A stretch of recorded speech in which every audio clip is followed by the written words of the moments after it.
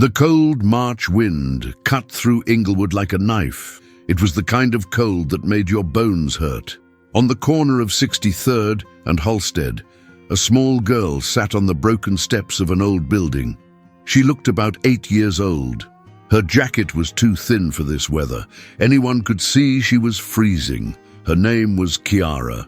She lived 3 blocks away with her grandmother in a tiny apartment. Today, like most days, there wasn't much food at home. Her grandmother's disability check didn't come for another week. The cupboards were empty except for a can of beans and some old crackers. But Chiara had something in her hands, half a piece of bread. Not fresh bread from a store. This was the kind of bread you get from the church food pantry. Hard on the edges, a little stale. But it was food. And when you're hungry, any food is good food. Chiara was about to take a bite when she heard something, a soft whining sound. She looked down the alley next to the building. There, hiding behind a dumpster, was a dog. A skinny brown dog with patches of fur missing. You could see its ribs through its skin. The dog looked scared, but it was also hungry, very hungry. The dog took a small step forward, then another. Its eyes were locked on the bread in Chiara's hand. The animal was shaking, maybe from the cold, maybe from fear, maybe from both. Chiara looked at her bread, then she looked at the dog. She knew what hungry felt like, that empty feeling in your stomach that won't go away, that feeling that makes it hard to think about anything else. She had felt it many times before. She broke the bread in half. The dog's ears perked up. Chiara held out one piece toward the animal. The dog didn't move at first. It just stared, like it couldn't believe what it was seeing. "Come here," Chiara said softly. "It's okay, you can have some." The dog took another step, then another. Finally, it came close enough to take the bread from her hand. It ate fast, like someone might take it away at any second.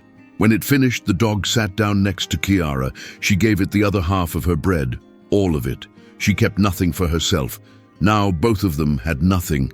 But somehow, Chiara felt better. She wasn't alone anymore.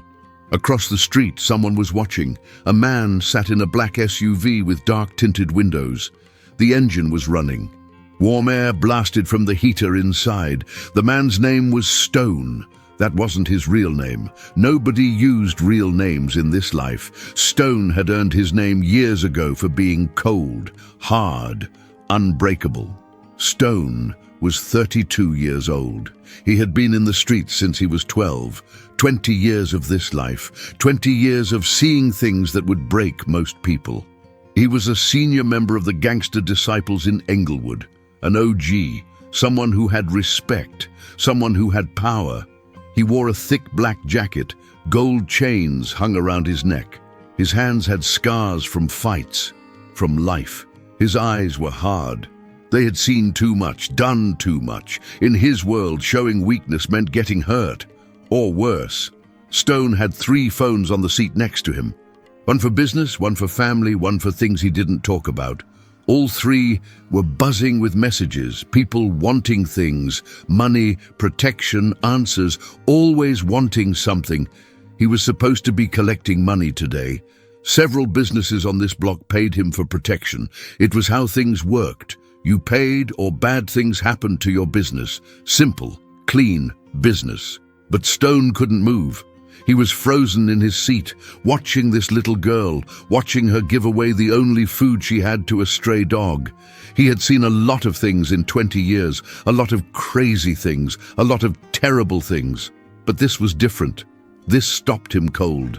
Before we get deeper into this confrontation, and trust me, what happens next will blow your mind. Where are you watching from? Drop your city in the comments. Have you witnessed someone standing up to gangs? Share below, hit subscribe and the bell for more real street stories. Now back to when Stone turned off the engine. The street went quiet except for the wind. He sat there in the silence. His hand was on the door handle, but he didn't open it, not yet. He just watched. Chiara was petting the dog now, talking to it in a soft voice. The dog had stopped shaking. It was leaning against her leg. Its tail wagged slowly. Both of them were still cold, still hungry, but somehow they looked warmer together. Inglewood wasn't like other neighborhoods. People who lived here knew that. People who didn't live here talked about it on the news. Always the same story: gang violence, shootings, death. They made it sound like a war zone, like nobody here was human, like nobody here had feelings. But that wasn't the whole truth. Englewood was where people lived. Real people with real lives, families, kids, grandmothers, workers. People trying to survive, trying to make it through another day. The violence was real, the danger was real, but so were the people. This block belonged to the Gangsta disciples, had for years. Every corner, every building, every business, all of it was their turf. Anyone who tried to move in learned fast what that meant. Stone made sure of that. It was his job. The Gangsta disciples had been in Chicago since the 1960s, started by Larry Hoover and David Barksdale. They wore black and blue. Their symbol was a six-pointed star. They had thousands of members across the city, across the country. They ran drugs, guns, protection, everything. In Englewood, they controlled everything. The corner stores paid them, the restaurants paid them. The barbershops paid them. If you wanted to do business here, you dealt with them, no exceptions. That was the rule. Stone had risen through the ranks the hard way, started as a lookout when he was just a kid, then a runner, then enforcer. Now he was one of the shot callers. When he spoke, people listened. When he gave an order, people followed. That was power. That was respect. But sitting in his warm SUV, watching this little girl share her bread with a dog, Stone felt something he hadn't felt in years, something he thought had died a long time ago. He felt something soft inside, something human. His phone buzzed again. A message from Diesel, another OG. "Where you at? We got business." Stone ignored it. He was still watching the girl and the dog, still frozen in place. The wind picked up. Kiara pulled her thin jacket tighter. It didn't help much. The dog pressed closer to her. They were trying to share warmth. Two hungry creatures on a cold street corner. Neither of them had anything, but they had each other. Stone opened the door. The cold air rushed in. He stepped out onto the sidewalk. His boots hit the ground hard. The sound echoed in the empty street. Kiara looked up. Her eyes went wide. Everyone in Englewood knew Stone. Everyone knew what he was, what he did. Most people crossed the street when they saw him coming. Kids ran inside when his SUV rolled by. That was normal. That was how it worked. Kiara didn't run. She couldn't. The dog was leaning on her. She couldn't leave it, so she just sat there, watching him walk toward her. Her small hand held the dog's fur, protecting it, even though she was scared, even though she was just a little girl. Stone stopped at the bottom of the steps. He looked down at her. She looked up at him. For a long moment, nobody said anything. The wind howled between the buildings.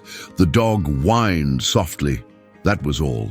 Stone stood there looking at Kiara and the dog. His face showed nothing. Years of street life had taught him to hide his feelings, never show weakness, never show care. That was how you survived. But inside, something was happening, something he couldn't control. He saw himself in this little girl, not now, 20 years ago, when he was 8 years old, before the streets took everything from him. His real name was Cedric Williams. But nobody called him that anymore.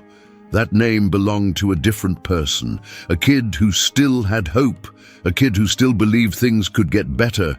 That kid was gone, dead. Stone had taken his place. When Cedric was 8, he lived with his mother in a small apartment, not far from here, maybe 5 blocks away. His father was in prison, had been since Cedric was 3. His mother worked 2 jobs. Still, there was never enough money, never enough food. He remembered being hungry, really hungry, the kind of hungry that made your stomach hurt, that made you feel weak. His mother would skip meals so he could eat. She would say she already ate at work. He knew she was lying, but he ate anyway, because he was just a kid. He didn't know what else to do. One day, when he was 9, some older kids approached him. They wore blue and black, gangster disciples. They asked if he wanted to make money. Real money. Enough to help his mother, enough to buy food whenever he wanted. All he had to do was stand on a corner, watch for police. That was it.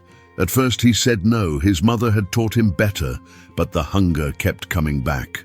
The empty cupboards, the worried look on his mother's face when the bills came, so he said yes, just once, just to help out. One time turned into two times turned into every day. By the time he was 12, he was running drugs. By 15, he was fighting rival gangs. By 18, he had shot someone. By 20, he had killed someone. By 32, he was stone, cold, hard, unbreakable. The gangster disciples had given him everything: money, power, respect, family. They became his brothers, his purpose, his life. When you join a gang like this, you don't just join. You become part of something bigger, something that demands everything from you. The gang had rules, laws. You couldn't break them. If you did, there were consequences, bad consequences. Stone had enforced those consequences many times. He had hurt people, put them in the hospital, put them in the ground. That was his job. That was who he was now. But looking at Kiara, he saw little Cedric, the kid who just wanted his mother to stop worrying, the kid who just wanted food in the cupboard, the kid who made one choice that changed everything. "What's your name?" Stone asked. His voice was deep, rough, but not mean. Kiara didn't answer at first. She just held the dog tighter. Her grandmother had told her about men like Stone, told her to stay away, told her they were dangerous, and her grandmother was right. "Kiara," she finally said. Her voice was so quiet he almost didn't hear it. "Where do you live, Kiara?" She pointed down the street. 3 blocks. Stone knew the building. It was one of the old projects, the kind that should have been torn down years ago. But the city had no money, so people still lived there. Barely. "Where's your parents?" "Don't have parents, just my grandma." Stone nodded. He knew that story too. Lots of kids in Inglewood had that story. No father. Mother gone. Raised by grandparents who were too old and too tired, but had no choice.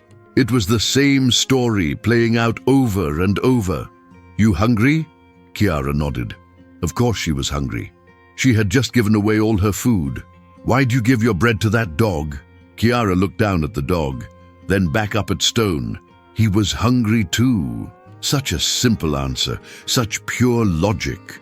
The dog was hungry, so she shared. She didn't think about it, didn't calculate what she would lose. She just did it, because it was right, because the dog needed it. Stone felt something crack inside his chest, like a piece of ice breaking. It hurt. He hadn't felt pain like this in years, not physical pain. This was different. This was something deeper, something he thought he had killed a long time ago. He reached into his pocket, pulled out a thick roll of cash, hundreds, 20s, 50s, all held together with a rubber band, money from collections, money from the streets, dirty money earned from things he didn't think about anymore. He peeled off 5 $20 bills, $100. To Kiara and her grandmother, this was a fortune. This was food for weeks, maybe a month if they were careful. To Stone, it was nothing. He made this much every few hours. He held out the money to Kiara. She stared at it. Her eyes went wide. She had never seen that much money in one place, not in real life, only on TV. "Take it," Stone said. "Buy some food, for you and your grandma. And get something for that dog too." Kiara didn't move. She just stared at the money, then at Stone, then back at the money. She looked confused, scared, like this might be a trick, like something bad might happen if she took it. "It's okay," Stone said. His voice was softer now, almost gentle. "Take it." Slowly, Kiara reached out. Her small hand took the bills. She held them like they might disappear, like they might not be real. She looked up at Stone with big eyes, eyes that held questions she was too young to ask, too scared to ask. "Thank you," she whispered. Stone nodded. He started to turn away, started to walk back to his SUV, started to return to his life. But something stopped him. He turned back around. What's the dog's name? He doesn't have one. He's a stray. Every dog needs a name. You keeping him? Kiara looked at the dog, then at her thin jacket, her empty hands. She lived in a tiny apartment. Her grandmother barely had money for them. How could they afford a dog? I can't, she said. Tears filled her eyes. We don't have enough. Stone looked at the dog. The animal looked back at him. Its tail wagged slowly. Hopefully, the dog had no idea what was happening. It just knew that these humans had been kind, that they had given it food. That was enough. You can now, Stone said. He nodded at the money in her hand. That's enough for food, for all of you. A tear ran down Kiara's cheek. She hugged the dog. The animal licked her face. For the first time in a long time, maybe ever, Kiara felt something like joy, pure joy, the kind that comes from unexpected kindness, from hope when there was none before. Stone watched them for another moment. Then he walked back to his SUV. He got in, started the engine. The warm air blasted again, but he didn't feel warm. He felt strange, confused, like something inside him had shifted, like something had changed. He pulled away from the curb. In his rearview mirror, he could see Kiara still sitting on the steps, still hugging the dog, still holding the money, still looking at his SUV like she couldn't believe what just happened. His phone buzzed. Diesel again. Yo, where you at? We got moves to make. Stone didn't answer. He drove through Englewood, past the corner stores, past the old buildings, past his whole life, but his mind was somewhere else, with an 8-year-old girl who gave her last piece of bread to a hungry dog. What he didn't know was that people had seen what happened. In Englewood, people always saw everything. Word traveled fast here, faster than the police, faster than anything. And what Stone did was about to cause problems. Big problems. Problems he never saw coming. The next day, Stone met with his crew at their usual spot, an old warehouse on 59th Street. The building looked abandoned from outside, broken windows, graffiti on the walls. But inside was different. Inside was where business happened, where decisions were made, where the real power lived. 6 men sat around a table. All of them were OGs. All of them had been in the game for years. These were Stone's brothers, his family, the people he had fought beside, bled beside, killed beside. They knew each other's secrets, each other's sins. That was the bond. Diesel sat at the head of the table. He was the enforcer, the muscle. When someone needed to be dealt with, Diesel handled it. He was 6'4", built like a truck, hands like hammers. He had put more people in the hospital than he could count, maybe in the ground too. Next to him was Ghost. He got his name because he moved quiet. You never saw him coming, never heard him. He just appeared, like smoke, like a shadow. Ghost handled the special problems, the ones that needed to disappear completely, without a trace, without questions. Then there was Trigger, young, only 25, but already a shot caller. He had earned his name the hard way, always ready to shoot, always ready to put in work. He was hungry for more power, more respect, more everything. That made him useful, but also dangerous.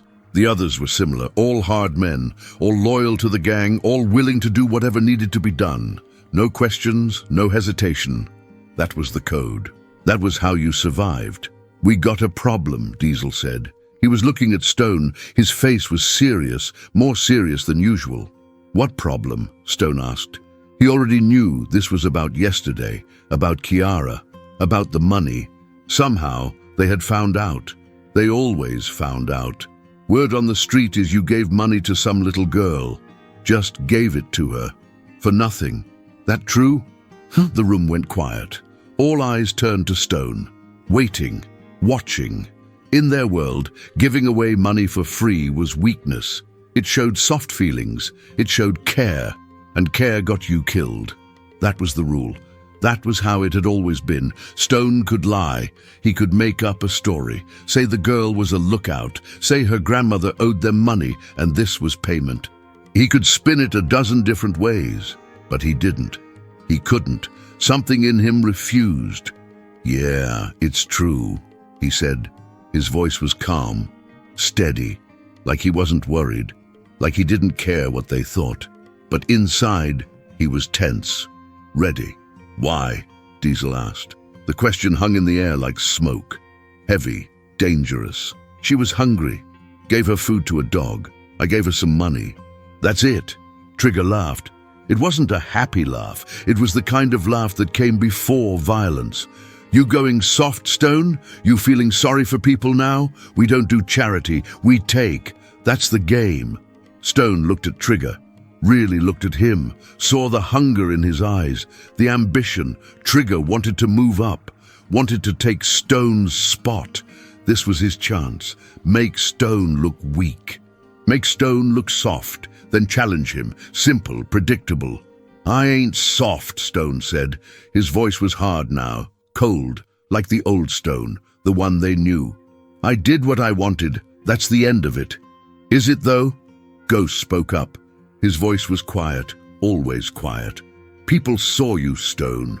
They're talking, saying you went soft, saying you care about some little girl and her dog. That ain't a good look, not for us, not for you." Stone felt the temperature in the room change. This wasn't just about money anymore.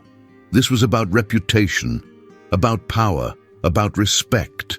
In the streets, your reputation was everything. Lose that, and you lose everything. People stop fearing you, people stop respecting you, then people start testing you, then you're done. "Let them talk," Stone said. "I know who I am, what I'm about. One act of whatever, don't change that, don't change nothing." "But it does change something," Diesel said. He leaned forward, his massive hands flat on the table. "It makes people think you're changing. Makes them think maybe you can't do what needs to be done anymore. Makes them think maybe you're not who you used to be." Stone knew what this was. A test. They were testing him, pushing him, seeing if he would push back, seeing if the old Stone was still there, the cold one, the hard one, the one who didn't care about anything except the gang. "I'm still me," Stone said. "Still do what needs to be done, always have, always will. One kid don't change that." "Prove it," Trigger said. He was smiling now. A mean smile. He thought he had Stone trapped, thought this was his moment. "We got a snitch problem. Guy over on 67th been talking to the cops, giving them information. We know who it is. We know where he lives. You handle it tonight. Show us you still got it." The room went silent again. All eyes on Stone. This was the moment. Either he did it and proved he was still the same, or he didn't and showed he had changed. There was no middle ground, no third option, just these two choices. The snitch was a guy named Marcus. Stone knew him, not well but enough. Marcus was 30, had a wife, 2 kids. He had been in the gang when he was younger, but he got out, got a job, tried to go straight. Then the cops grabbed him on an old warrant, gave him a choice. Give them information or go to prison for 10 years. Marcus had kids. He couldn't do 10 years, so he talked. In their world, talking to the cops was the worst thing you could do. Worse than stealing. Worse than anything. Snitches destroyed everything. They sent people to prison, broke up families, ended lives. There was only one punishment for snitching: death. Everyone knew that. Even Marcus knew that. He knew what would happen eventually. He just hoped it wouldn't be soon.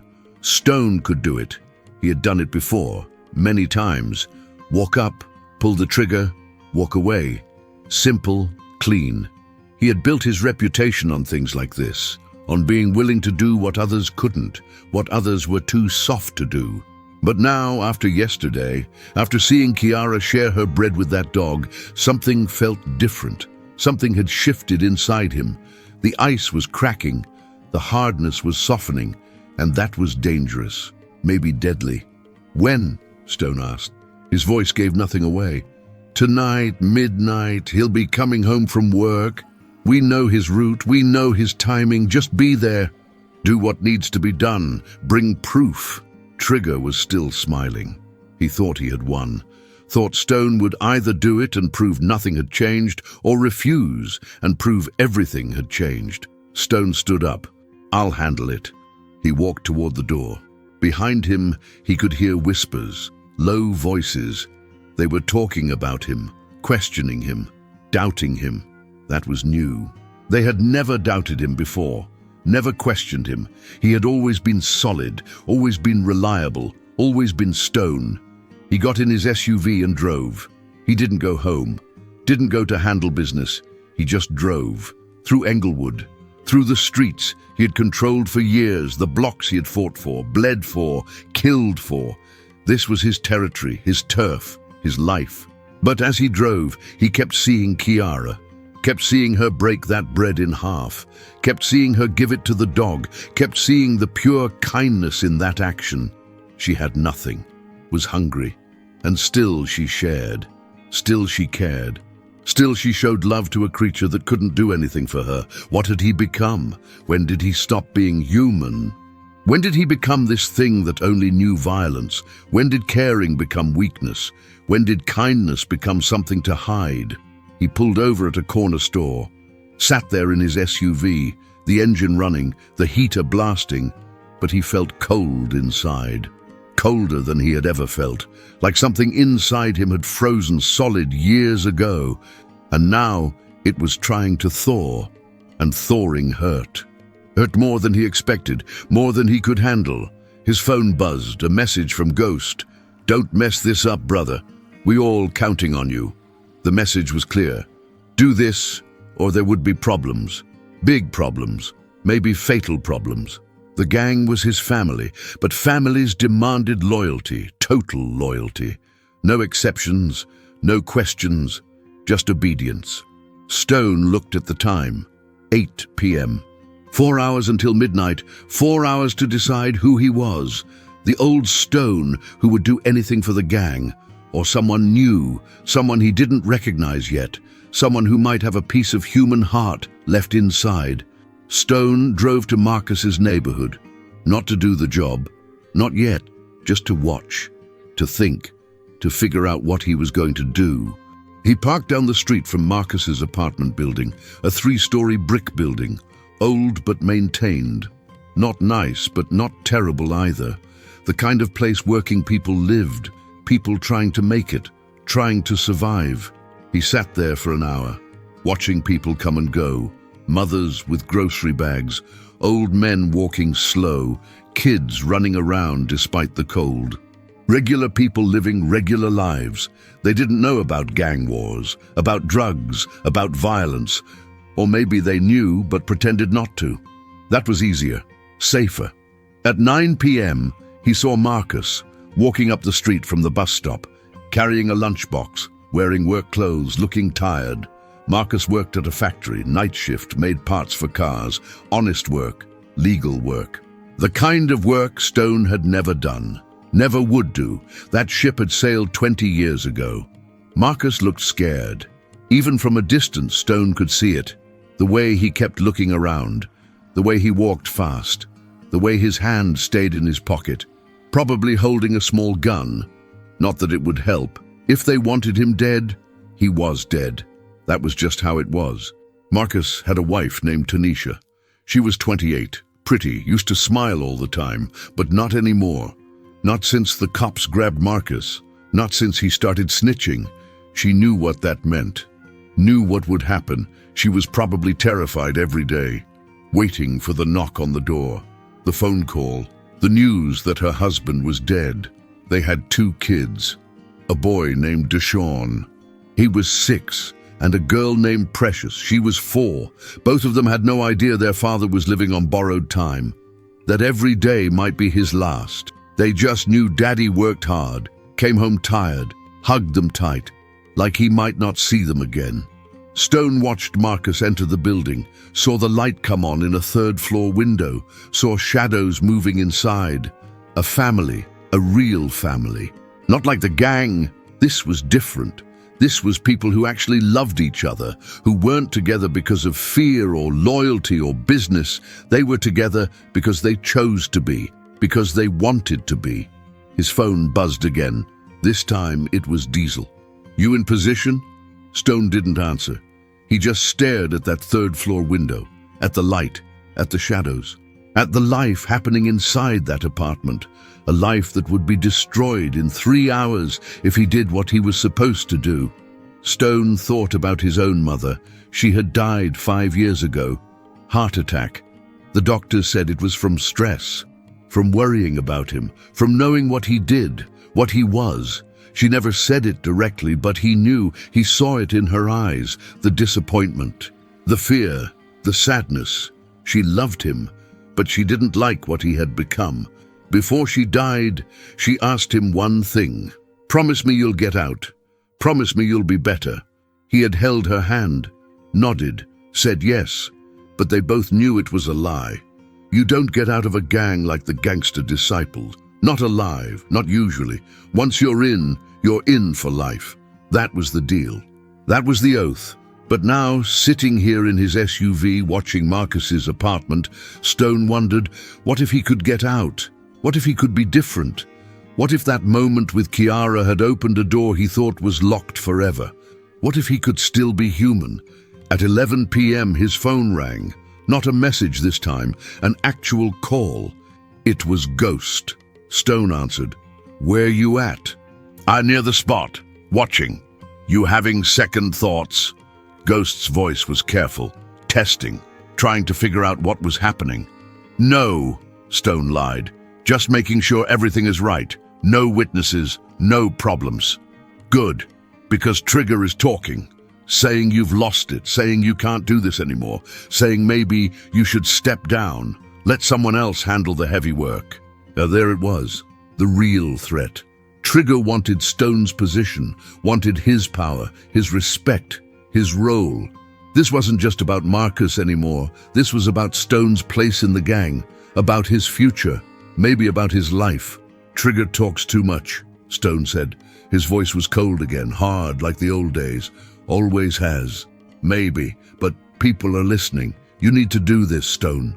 Tonight. No more waiting, no more thinking. Just handle it like you always do, like you've always done. Show everyone you're still you." The call ended. Stone sat in silence. The pressure was building. From all sides, from his crew, from Trigger, from his own conscience, from everything. He felt trapped, caught between two worlds, the world he knew, and a world he was just starting to imagine. At 11:30, police cars rolled past. 2 of them, slow, watching. They did this sometimes, rolled through the neighborhoods, showing presence, hoping to prevent violence. It never worked. It just delayed things, made them happen later, somewhere else. Violence in the streets was like water. It always found a way. The cops didn't see Stone. His SUV was parked in shadows, windows tinted. Just another vehicle on the street. Nothing special. Nothing suspicious. He knew how to be invisible when he needed to be. That was survival. That was skill. As the police cars disappeared around the corner, Stone made a decision. Not the decision everyone expected, not the decision he thought he would make, but a decision that felt right. For the first time in 20 years, he was going to do something that felt right instead of what was expected, what was required, what was demanded. He started the engine, but he didn't drive toward Marcus's building.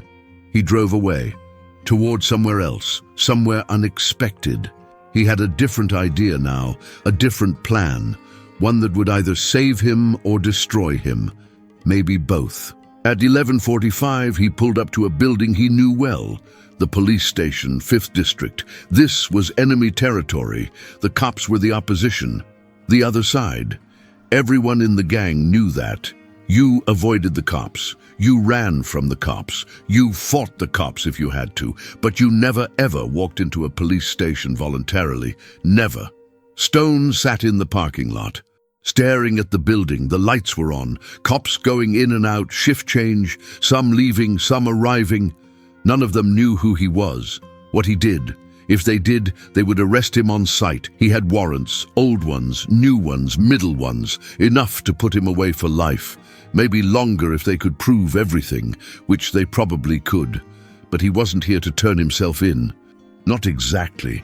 He was here for something else, something crazy, something that might get him killed by his own crew. but it was the only thing that made sense now. The only thing that felt right. The only thing that might let him look at himself in the mirror without seeing a monster. He took a deep breath, opened the door, stepped out into the cold night air, and walked toward the police station. Toward the one place he had avoided his entire adult life. Toward the unknown, toward whatever came next. Stone walked through the doors of the 5th District Police Station. The fluorescent lights were harsh, bright. Everything inside was clean and organized, the opposite of the streets, the opposite of his world. Police officers looked up as he entered. Hands moved toward guns, eyes narrowed. They knew something was wrong. You don't walk into a police station at midnight unless something is very wrong.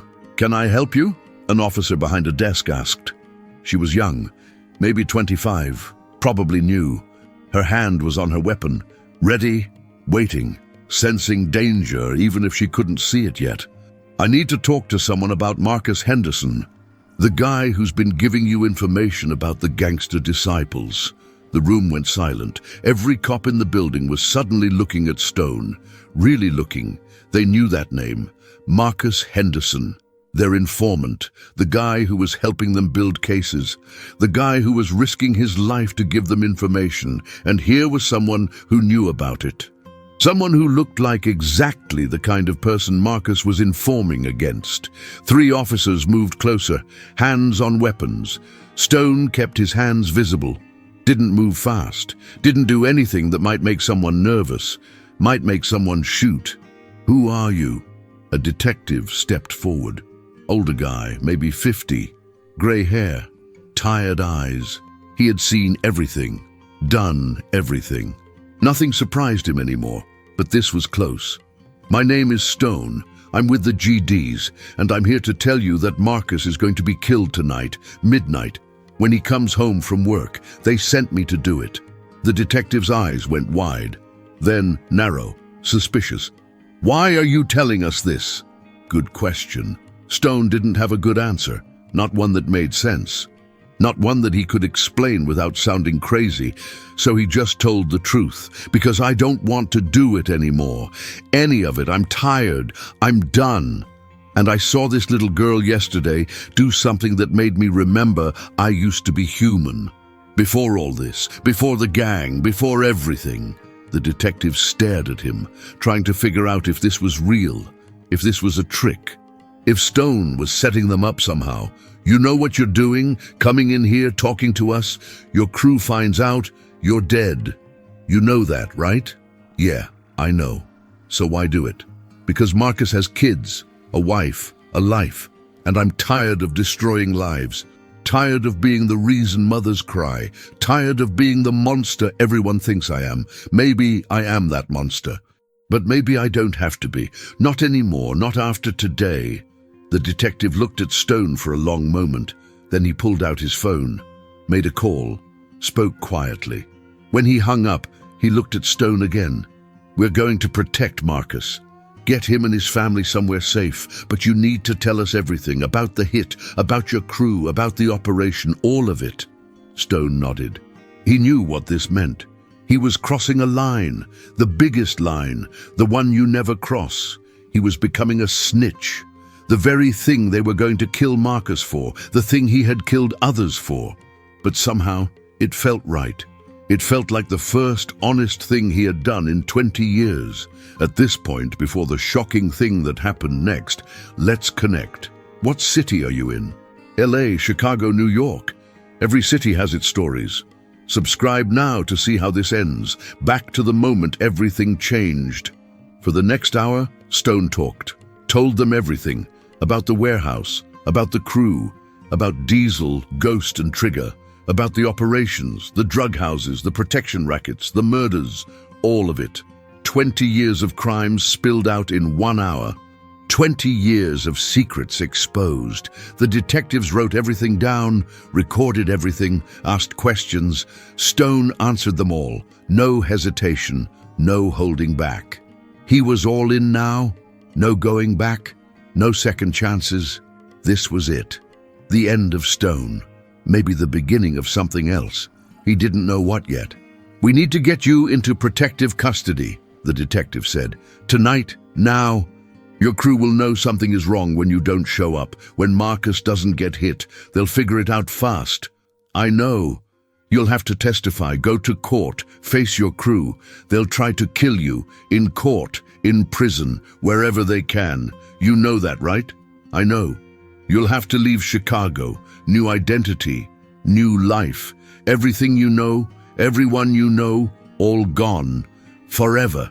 You ready for that?" Stone thought about it, thought about his life in Englewood, his crew, his reputation, his power, everything he had built over 20 years, everything that defined him. All of it would be gone, erased, like it never existed. But then he thought about Kiara, about the way she broke that bread in half, about the way she chose kindness over survival, about the way she showed him something he thought was dead inside him, something human, something good. "Yeah," he said, "I'm ready." They moved fast after that. Cops scattered to different locations. Some went to protect Marcus, surround his building, make sure he was safe. Others went to the warehouse to catch Stone's crew before they realized something was wrong, to end the operation before anyone else got hurt. Stone sat in an interrogation room, alone, waiting, thinking about what he had just done.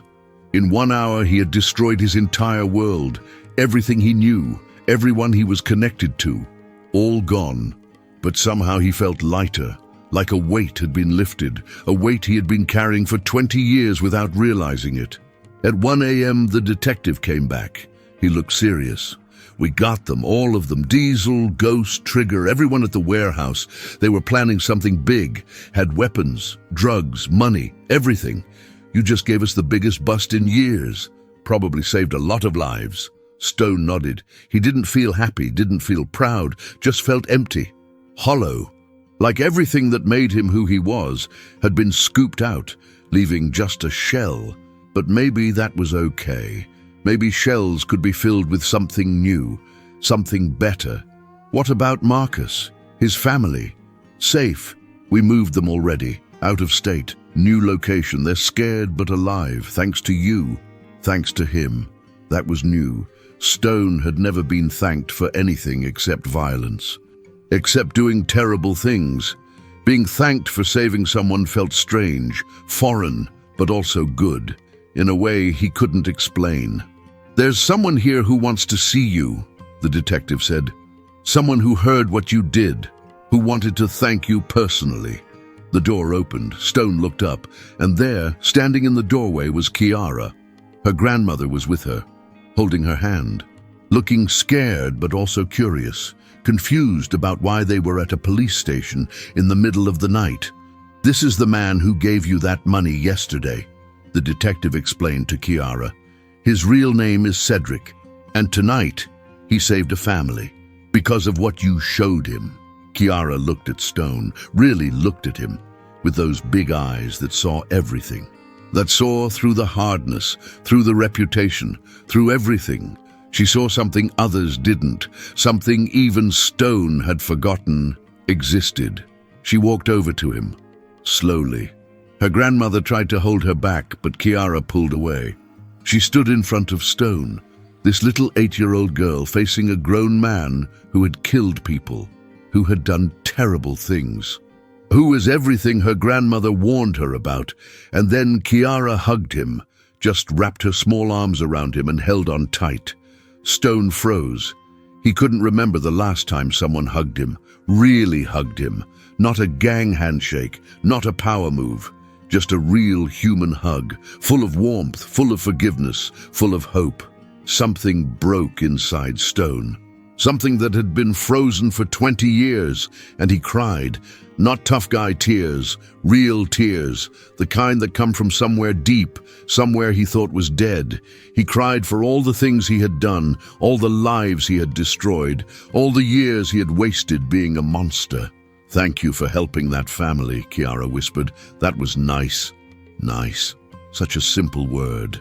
Such a small word, but it meant everything, because Cedric used to be nice, before he became Stone. Before the streets took him, before violence became his language. He used to be a kid who was nice, who cared, who felt things.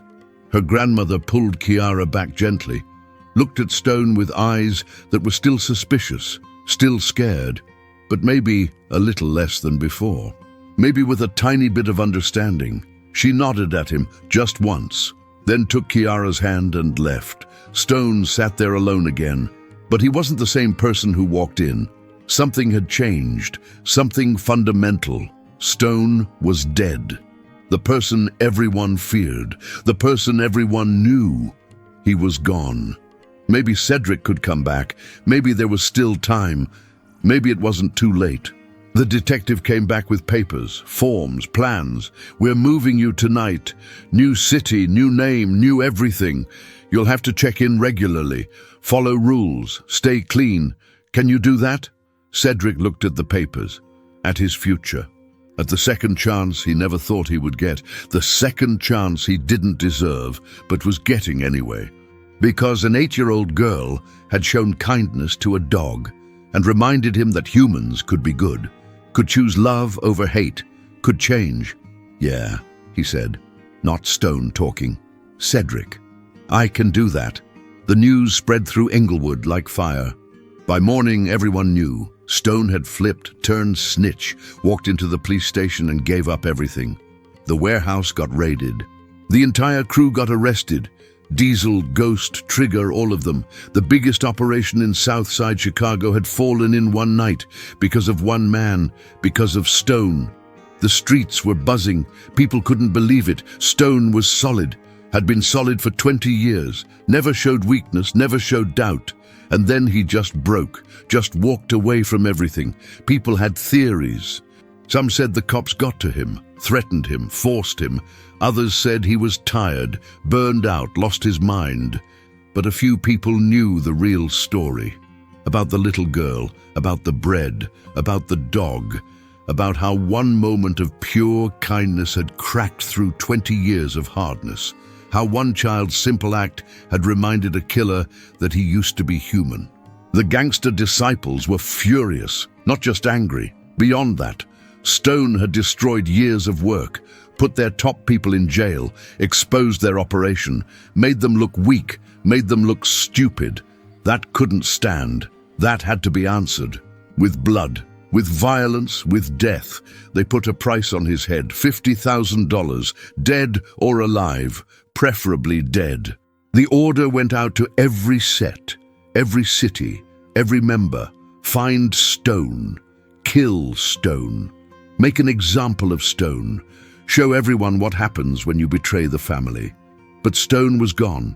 The police had moved him immediately, out of Chicago, out of Illinois, to somewhere far away where the gang couldn't reach him. New name, new identity, new life. He was in witness protection now, hidden, protected, but also alone, cut off from everything he knew, everyone he knew, his entire world erased. The police had questions, lots of questions about murders, about crimes, about victims. Stone answered all of them, gave them details, dates, locations, names, everything they needed to build cases, to close old investigations, to give families closure. One case was about a young man named Jermaine.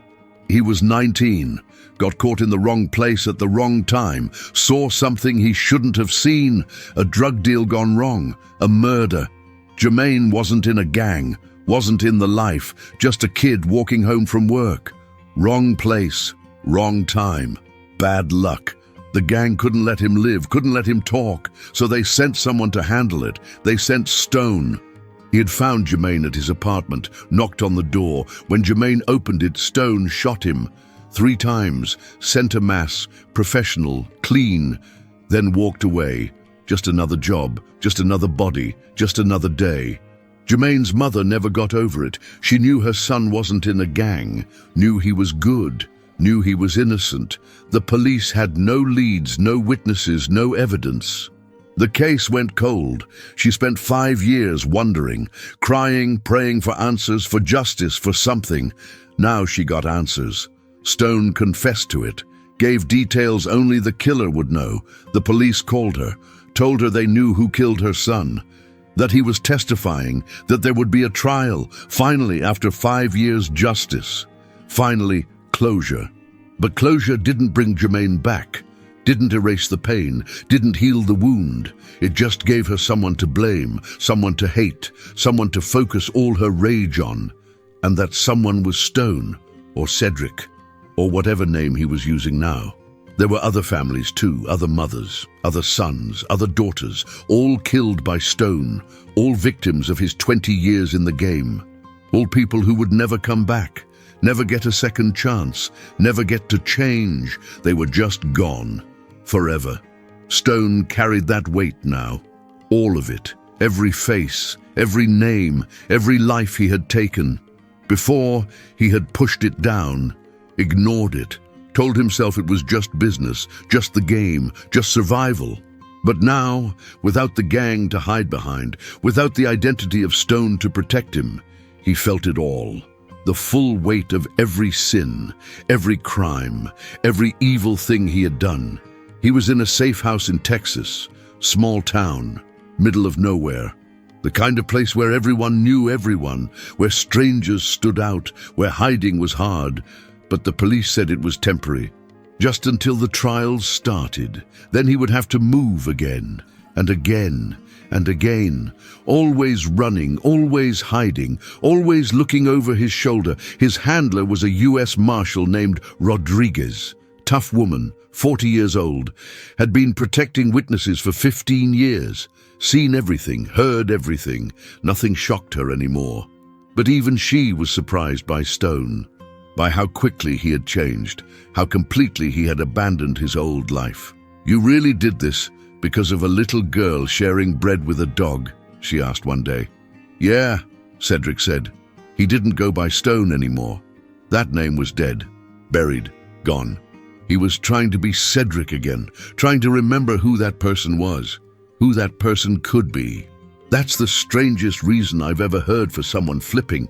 Maybe, but it's true. She reminded me of something I forgot, that people can be good, that kindness exists, that I used to be capable of it, a long time ago, before everything. Rodriguez nodded. She had heard a lot of reasons why people turned informant: fear, anger, revenge, money. But this was different. This was something pure, something real, something human. You know they're going to try to kill you, right? At the trial, before the trial, after the trial. They're going to keep trying until they succeed or you die of old age. That's your life now. I know. And you're okay with that? Cedric thought about it. Was he okay with it? With spending the rest of his life running, hiding, looking over his shoulder, never trusting anyone, never settling down, never having peace. It sounded terrible. It sounded like a different kind of prison, maybe worse than the one his crew was in now. But then he thought about Jermaine's mother, about finally getting closure, finally knowing what happened to her son, finally having someone to hold responsible. And he thought about Marcus and his family, safe now, alive now, together now, because Cedric had chosen differently, had chosen right for once in his life. "Yeah," he said, "I'm okay with it, because at least I won't be hurting anyone else. At least I won't be the reason more mothers cry, more kids grow up without fathers, more families get destroyed. I did enough of that, more than enough. If spending the rest of my life hiding is the price for stopping, then I'll pay it." Rodriguez looked at him with something like respect, or maybe understanding. "You're different than most of the people I protect. Most of them are still criminals in their hearts, still thinking about the game, about going back, about revenge. But you're really done, aren't you?" "Yeah, I'm really done." The trial was set for 3 months away, in Chicago.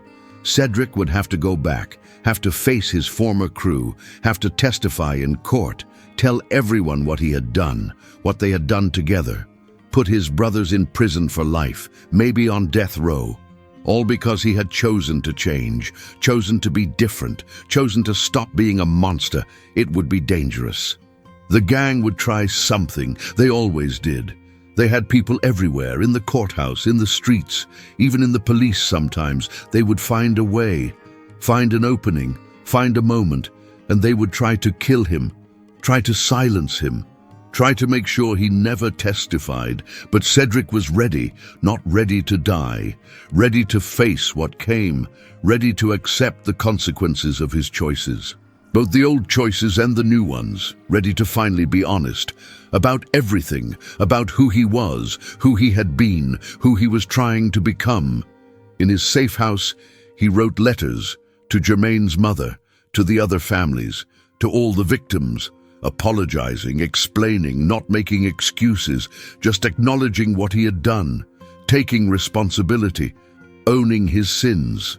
The marshal said the letters might not be delivered until after the trial, for security reasons, but Cedric wrote them anyway, because they needed to be written, because he needed to say it, even if nobody ever read them.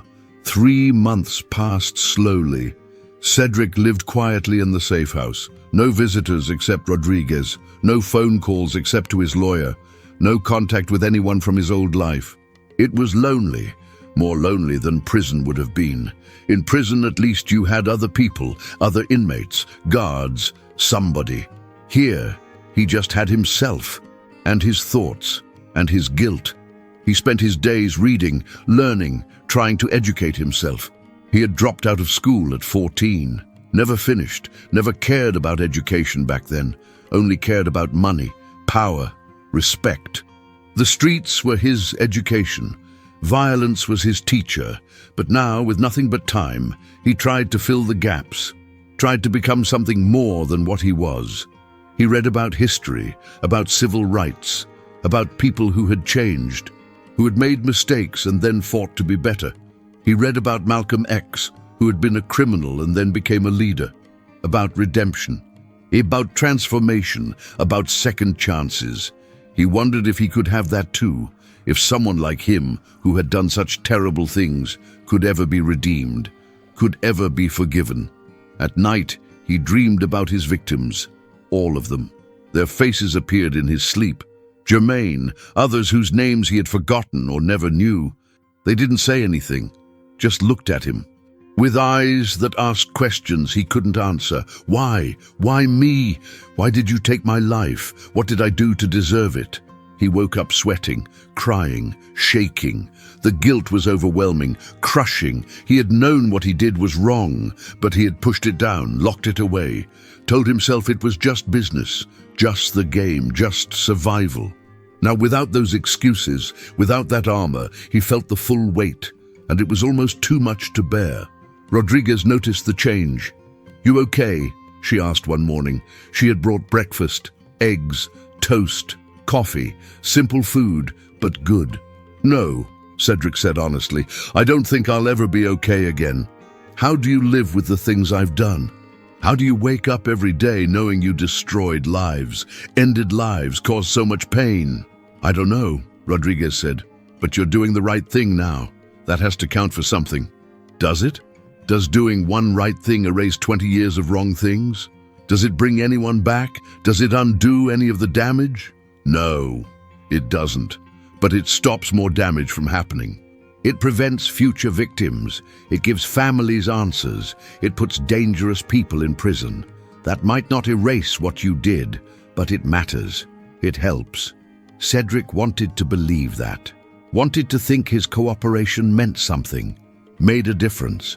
But late at night, when the faces appeared in his dreams, it felt like nothing. Like no amount of testimony or cooperation could balance the scales. Like he owed a debt that could never be paid. The trial date arrived. Rodriguez came to get him early in the morning. They drove to Chicago in an unmarked car.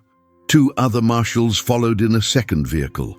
Security was tight. They all knew the gang would try something, would look for any opportunity, any weakness, any chance to take Cedric out. The courthouse was surrounded by police, snipers on roofs, officers everywhere, metal detectors, X-ray machines, dogs, every precaution. The authorities were taking this seriously. This was a big case. Major gang members, serious charges. The city was watching, the media was watching, everyone was watching. Cedric was taken in through a back entrance. Down hallways normal people never saw, into a secure room where he would wait until it was time to testify. His lawyer was there, a prosecutor named Williams, young guy, maybe 30, ambitious. This case could make his career. He needed Cedric's testimony, needed it to be strong, clear, convincing. "You ready?" Williams asked. "No," Cedric said, "but I'll do it anyway." Out in the courtroom, the gang members sat in a row. Diesel, Ghost, Trigger, others, all of them in orange jumpsuits, chains on their wrists and ankles. They looked smaller now, less powerful, less frightening. Prison had dimmed them somehow, taken away their edge, but their eyes were still hard, still full of hate, still full of promise, the promise of revenge, the promise of death, the promise that this wasn't over. When Cedric entered the courtroom, they all turned to look, stared at him with pure hatred. If looks could kill, he would have died 100 times in that moment. Diesel mouthed something, 2 words, silent but clear. "You're dead." Trigger smiled, a mean smile, the kind that promised pain. Ghost just stared, cold, calculating, already planning. Already figuring out how to make this right, how to balance the scales, how to kill a snitch. Cedric took the stand, raised his right hand, swore to tell the truth, the whole truth, nothing but the truth. Then he began, started talking, started confessing, started exposing everything. For 6 hours he testified, told the jury about the gang structure, the operations, the crimes, the murders, his role in all of it. Their roles in all of it. He didn't hold back, didn't protect anyone, didn't make excuses, just told the truth. All of it, every terrible detail. The defense lawyers attacked him, called him a liar, a criminal, a murderer, said he was only testifying to save himself, to get a deal, to avoid prison. All of that was true, but it didn't change the facts. Didn't change what happened, didn't change what they all did together. The jury listened, took notes, looked horrified. These were regular people, people with normal jobs, normal lives.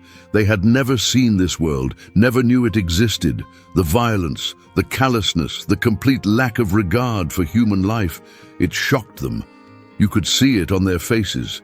In the gallery, families sat. Victims' families.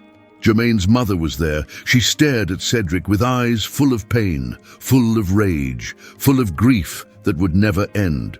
When he confessed to killing her son, she sobbed, loud, raw, the sound of a mother's heart breaking all over again.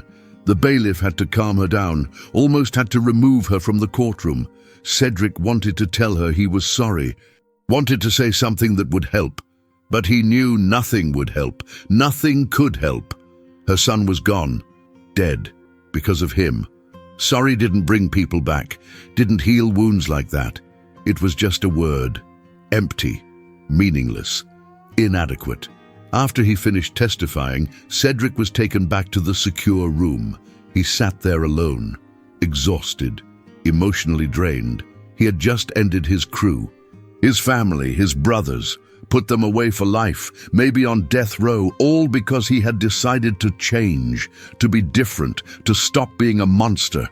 Outside, he could hear shouting, yelling, the families of the gang members, calling him names, promising revenge, saying what they would do to him if they got the chance, saying his days were numbered, that he couldn't hide forever, that they would find him, that justice would come, street justice, final justice. Rodriguez came in. "We need to move you, now. There's been threats, specific threats. We got word that someone is planning something. Don't know what yet, don't know when, but we're not taking chances. You're being relocated, different state, different identity, effective immediately." Cedric nodded. He had known this was coming, known he would have to keep moving, keep hiding, keep running. For the rest of his life, this was his sentence. Not prison bars, but invisible bars. Prison of fear, prison of constantly looking over his shoulder, prison of never settling down, never having peace, never having home. "One more thing," Rodriguez said. "Someone wants to see you before you go. Someone who heard you testified, who wanted to say something." The door opened, and there once again was Kiara, now with the dog, the stray she had fed that cold March day. The dog looked better now, healthy, clean, happy. Its tail wagged. Kiara smiled at Cedric. "I wanted to say thank you," she said, "for saving that family, for stopping the bad things. My grandma says you were brave. She says sometimes people can change, can be better. She says you're trying to be better." Cedric felt tears coming. He didn't try to stop them. "I'm trying," he said. "I don't know if trying is enough, but I'm trying." "It's enough," Kiara said. She handed him something, a drawing. She had drawn a picture, a man and a little girl and a dog, all of them smiling. Under it, she had written in messy letters, "Thank you for being nice." Cedric took the drawing, held it like it was made of gold, because in a way it was. It was proof that one person believed in him. One person saw something good in him. One person thought he could change. That was more than he had yesterday, more than he thought he deserved. The trial lasted 2 more weeks. The jury deliberated for 3 days. When they came back, they found all the defendants guilty, every single one. Multiple life sentences, no parole. They would die in prison, all because Cedric had testified, all because one man had chosen to tell the truth. Diesel was sentenced to 4 consecutive life sentences. Ghost got 3. Trigger got 5. The others got similar sentences. The judge said they were a danger to society, that they had shown no remorse, no conscience, no humanity, that they needed to be removed from society permanently, forever. When the sentences were read, the gang members showed no emotion, just stared straight ahead. But in their eyes you could see it, the rage, the hate, the promise of revenge. They would spend the rest of their lives in prison. But they would never forget, never forgive, never stop trying to reach Cedric, to punish him for his betrayal. Cedric wasn't there when the sentences were read. He was already gone, relocated to Montana, small town in the mountains, far from Chicago, far from the gang, far from everything. His new name was Marcus Johnson. Ironic, since he had saved a man named Marcus Henderson. But that was his name now, his identity, his life. He got a job at a hardware store, simple work, helping customers, stocking shelves. Nothing dangerous, nothing illegal, just honest work for honest pay. It felt strange at first, foreign. He had never had a legitimate job, never punched a clock, never filled out a W-2, but he learned, adapted, tried to be normal, tried to fit in. The owner of the store was an older man named Bill, 65, owned the hardware store for 30 years. Good man, kind man. Didn't ask too many questions about where Marcus came from, why he had no references, why he seemed so unfamiliar with basic things. He just gave him a chance. That was all Cedric needed, a chance. Months passed, then a year. Cedric adjusted to his new life. Started sleeping better. The nightmares still came, the faces still appeared, but less frequently, less intensely. The guilt was still there, would always be there, but it felt more manageable now, more like something he could carry without it crushing him completely. He went to therapy, court-ordered at first, then voluntarily. Dr. Sarah Mitchell. She specialized in trauma, in helping people deal with guilt, with shame, with terrible things they had done or seen. She didn't judge him, didn't condemn him, just listened, asked questions, helped him process, helped him understand, helped him heal, at least a little bit. "You can't change the past," she told him one day. "You did terrible things, things that can never be undone, but you can choose who you are today, who you will be tomorrow. That's the power you have now, the power to choose differently." Cedric held on to those words, made them his mantra, his guide. Every day was a choice. Be Stone, or be Cedric. Be the monster, or be the man trying to be better. Every day he chose Cedric. Some days it was hard, some days it felt impossible, but he chose it anyway. He started volunteering at a youth center, talking to at-risk kids, kids like he used to be, kids on the edge, kids who were thinking about joining gangs, thinking about the streets, thinking about easy money and quick respect. He told them the truth, the whole truth, what that life really cost, what you really lost, what you could never get back. I killed people, he told them, destroyed families, ruined lives. And for what? Money, respect, power? None of it meant anything. None of it lasted. None of it made me happy. It just made me a monster. Took away my humanity. Took away everything good inside me. Don't make the same mistakes I did. Choose different. Be better. You still have time. I didn't realize I had time until it was almost too late. Some kids listened. Others didn't. That was okay. He knew he couldn't save everyone, couldn't change everyone. But if he could reach one kid, stop one person from making the same mistakes, that was something, that was progress, that was redemption, at least a small piece of it. 2 years after the trial, Cedric got a letter. It was from Jermaine's mother, Mrs. Patricia Davis. She'd gotten one of his letters. The one he wrote from the safe house. The apology, the confession, the acknowledgement of what he had done to her son, to her family, to her life. He was terrified to open it, terrified of what it might say, what she might feel, what she might wish on him. He deserved her rage, her hate, her curse. He had earned all of it, but he opened the letter anyway. Sat down at his small kitchen table in his small apartment in Montana and read.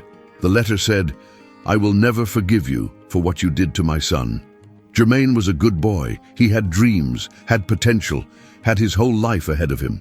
You took that away. You killed him for no reason except that he saw something he shouldn't have seen. That's not justice. That's evil. And I will hate you for that until the day I die. Cedric felt tears rolling down his face. He had expected this, knew it was coming, deserved every word, but it still hurt, still cut deep, still reminded him of what he was, what he would always be, a killer, a destroyer, a taker of innocent life. But the letter continued. However, I want you to know that I appreciate your testimony, your confession, your honesty. For 5 years, I didn't know who killed my son, didn't know why, didn't have answers, didn't have closure. You gave me that. You told the truth when you could have stayed silent, when it would have been easier to say nothing. That doesn't make us even, doesn't erase what you did. But it's something. It's more than I had before. The letter ended. I hope you spend every day for the rest of your life trying to be better, trying to make up for what you did. You can't bring Jermaine back, can't undo the pain, but maybe you can prevent other mothers from feeling what I feel, other families from losing what I lost. If you do that, if you really change, if you really become different, then maybe Jermaine's death won't be completely meaningless. Maybe some good can come from all this evil. I hope so, for your sake, for my sake, for everyone's sake. Cedric folded the letter carefully, put it in a box with Kiara's drawing, his 2 most precious possessions. Reminders of why he changed, why he kept trying, why he chose every day to be different, to be better, to be human. Years passed, 5 years, then 10. Cedric stayed in Montana, stayed Marcus Johnson, kept working at the hardware store, kept volunteering with kids, kept going to therapy, kept trying. The gang never found him, or if they did, they decided he wasn't worth the effort. Either way, he stayed alive, stayed free, stayed committed to being different. He never forgot his victims, never stopped feeling guilty, never stopped wishing he could go back and choose differently. But he learned to carry it, to live with it, to use it as fuel to be better, to do better, to help others avoid his mistakes. On the 10th anniversary of his testimony, he got another letter, this one from Kiara. She was 18 now, in college, studying social work. She wanted to help people too, wanted to make a difference in neighborhoods like Englewood, places where kids needed hope, needed guidance, needed someone to show them a different path. She wrote, I still have that picture I drew for you. Sometimes I look at it and remember that day. The cold, the hunger, the dog, and you. I was just a kid. I didn't understand everything that happened, But I understood that sharing mattered, that kindness mattered, that small acts could change big things. My grandma told me later what you did, how you saved that family, how you testified, how you gave up everything to do the right thing. She says you're a hero. I don't know if that's the right word, but I know you're someone who chose to change, and that matters. Keep going, keep being better. The world needs people who choose to be better. Cedric read the letter 3 times, then put it in the box with the others. His collection of reasons to keep going, keep trying, keep being Cedric instead of stone. Some days it was enough, other days it barely held him together. But it was something, and something was better than nothing. He never went back to Chicago, never saw Inglewood again. That life was over, dead, buried. But he thought about it sometimes, wondered how the neighborhood was doing, if things had changed, if kids were safer, if families had hope. He knew one man leaving, one gang getting busted didn't fix everything, didn't solve the poverty, the lack of opportunity, the systems that pushed kids toward gangs in the first place. But maybe it helped a little. Maybe Marcus's family was living better because they survived. Maybe the kids Cedric talked to chose differently because of his story. Maybe Kiara would help others because of what she witnessed. Maybe small changes added up. Maybe redemption was possible, not complete, not total, but possible in small pieces, in daily choices, in constant effort. On his 50th birthday, Cedric sat on his porch in Montana. The mountains were beautiful, the air was clean, the town was quiet. This was his life now, simple, honest, normal. Nothing like the life he had before. No power, no respect, no fear, no reputation. Just existence, just peace, just the daily work of being human. Bill had made him a manager at the hardware store, trusted him with keys, with money, with responsibility. Other people in town knew him as Marcus, the quiet guy who worked hard, helped out, never caused problems. They didn't know his past, didn't know what he used to be, what he used to do, and that was okay.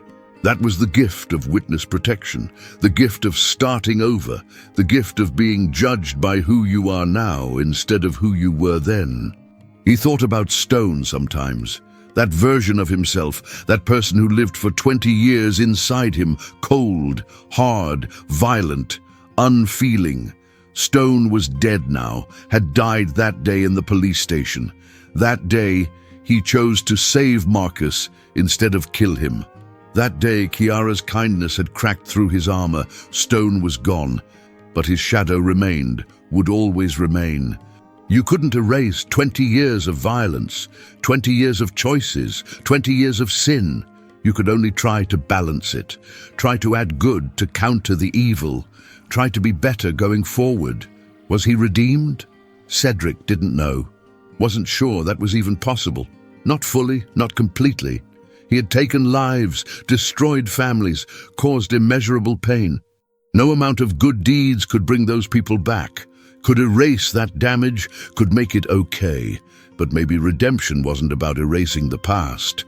Maybe it was about facing it, owning it, learning from it, and choosing to be different every single day afterward.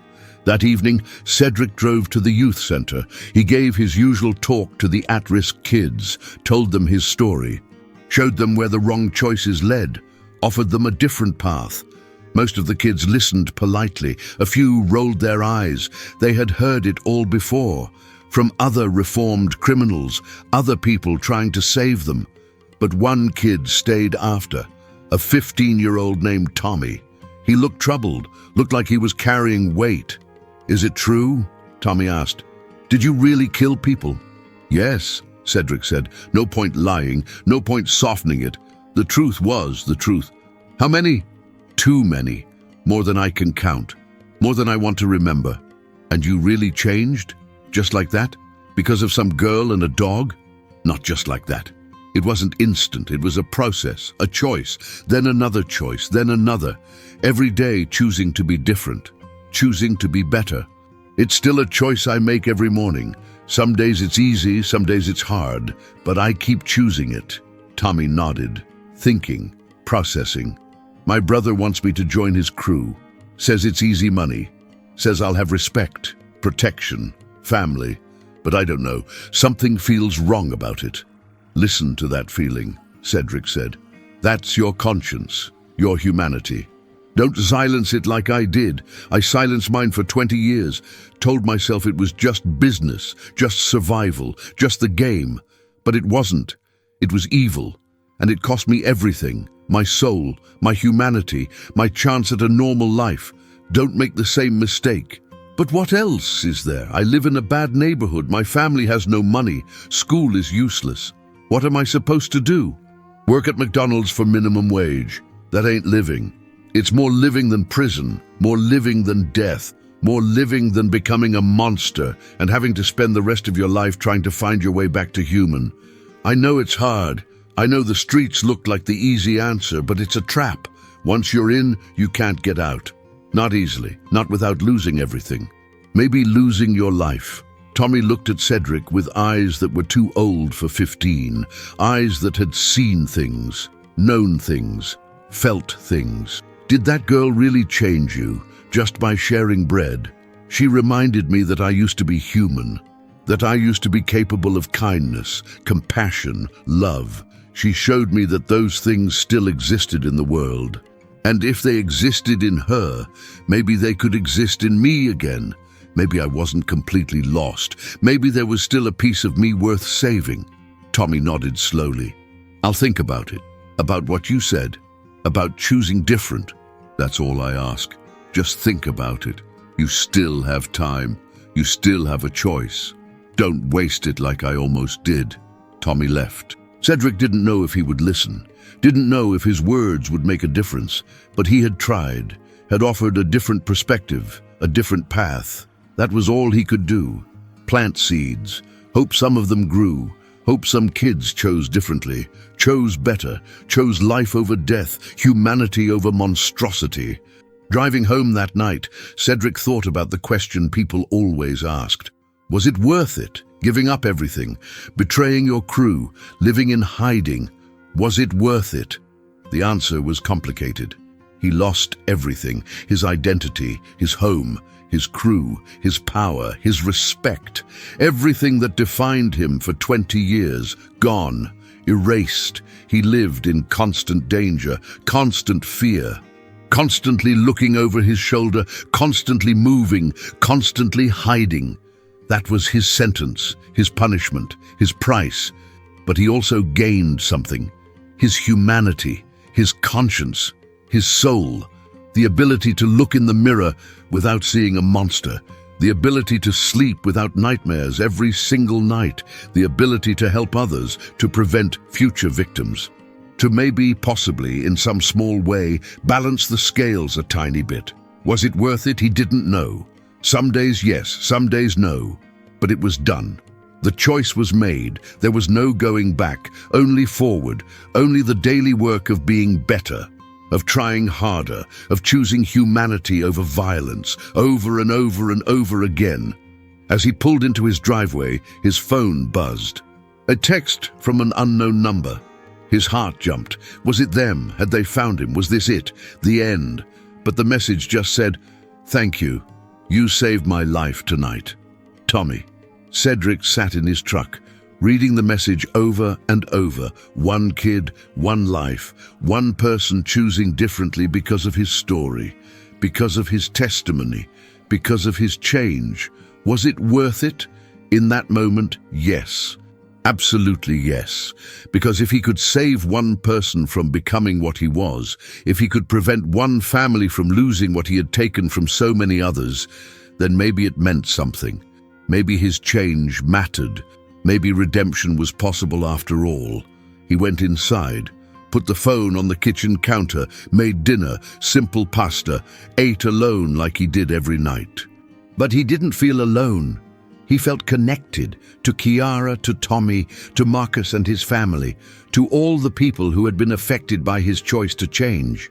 They were out there, living, surviving, thriving, because he had chosen differently, because one moment of witnessed kindness had reminded him he was human. That night, he dreamed about Jermaine again. But this time, Jermaine didn't just stare. He spoke. "Keep going," he said. "Keep trying. Keep being better. You can't bring me back, but you can prevent others from ending up like me. That's your job now. That's your purpose. Don't waste it." Cedric woke up. The sun was rising over the mountains, beautiful, golden, full of promise. Another day, another choice.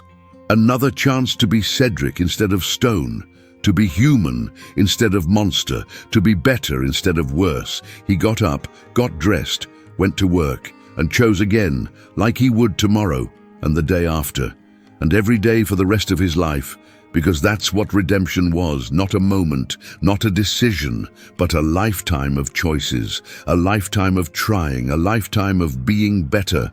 And somewhere in Chicago, in Englewood, on a cold street corner, the memory remained of a little girl who shared her bread with a stray dog, and of a gangster who saw it and remembered he was human.